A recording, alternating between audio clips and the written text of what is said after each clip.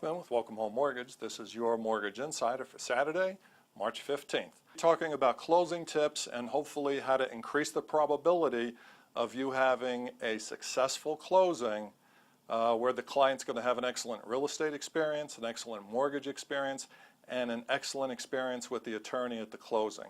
Put all these three factors together and that creates a happy buyer who is going to be referring clients, and that's what this business is all about. So I had a conversation with a buddy of mine, attorney Greg Shuttle over in Glastonbury, and we reviewed just a couple of points that might make it easier to create that excellent buying experience. Item number one is don't schedule your closing for the last day of the month. From a probability standpoint, you're closing on the busiest day, you're competing with other closings, it's a log jam.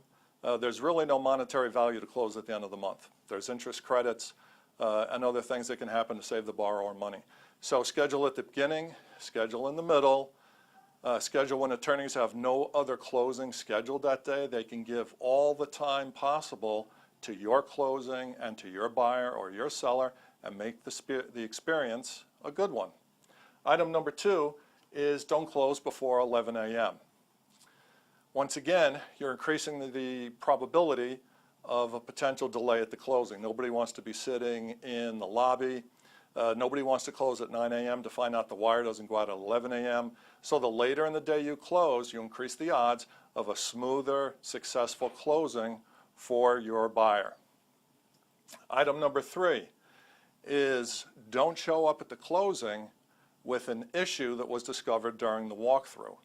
So if you have an issue during the walkthrough at 10 a.m., take a photo of it, take a video of it, send it right over to the buyer's attorney. The buyer's attorney can then contact the selling side and resolve this issue prior to closing. So when you arrive at the closing, everything has already been resolved, everybody is happy. Once again, you have an excellent closing experience.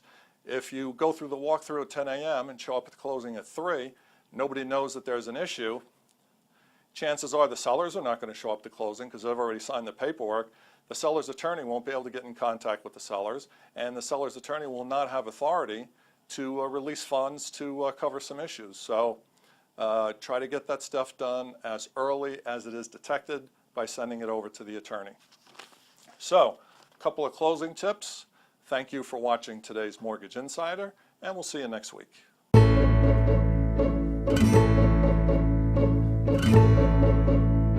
Thank you.